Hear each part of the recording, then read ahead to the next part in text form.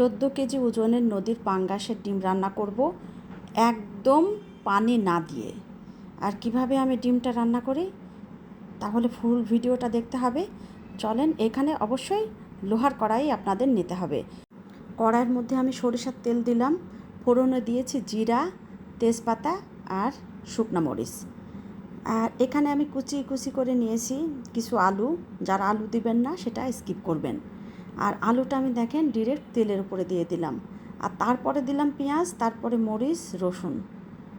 এখানে কিন্তু আমি তেলের উপরে কোনো পেঁয়াজ দিয়ে নেইনি, এই জিনিসগুলো খেয়াল করেন। তো এখন আমি দিয়ে দিব হলুদ, একটু লাল মরিচের গুঁড়া, সামান্য ধনিয়ার গুঁড়া আর একটু জিরার গুঁড়া। এটা সামান্য সামান্য করে দিব। আর এখানে আমি কি দিচ্ছি না এটা আপনারা খুঁজে বের করেন। আর দিলাম পাঁচফোড়নের গুঁড়া। আর এখন আমি এটা ভাজা ভাজা করে নেব। কোনো রকম পানি লাগবে না, খেতে অসাধারণ লাগবে। এভাবে অবশ্যই আপনারা রান্না করে খাবেন। আর এখন আমি ডিমটা দিয়ে দিলাম। আপনারা দেখতে থাকেন ফুল ভিডিও আপনাদের সামনে। এতটুকু পানিও আমি দেব না। পানি দিয়ে ঝোল ঝোল ভুনা ভুনা ওইভাবে না খেয়ে এইভাবে খেয়ে দেখেন। এখানে আমি যেহেতু বড় পাঙ্গাস 2 টুকরা তেলও দিয়ে দিলাম। খুব ভালোভাবে নেড়ে নিতে হবে। ডিমটা দলা বেঁধে আসে, দলাটা আস্তে আস্তে করে ভাঙতে হবে।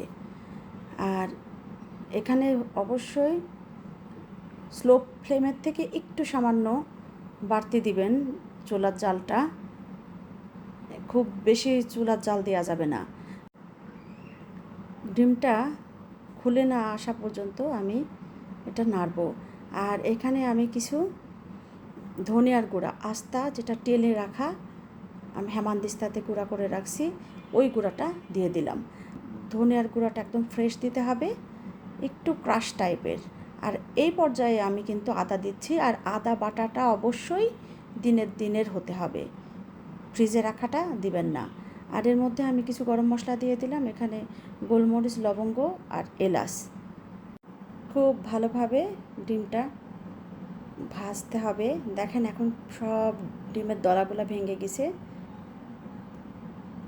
আর আগে আপনাদের বলছিলাম যে আমি কি দেইনি, সেটা লবণ দিইনি। ইচ্ছা করে লবণটা আমি ডিলে করে দিলাম। এখন আমি লবণটা দিয়ে দিব।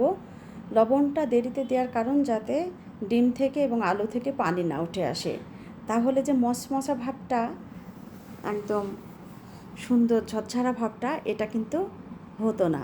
তবে এর আগে সামান্য একটু আমি লবণ দিয়েছি, কিন্তু খুবই সামান্য। আর এখনই আমি ফুল লবণটা দিয়ে দিলাম।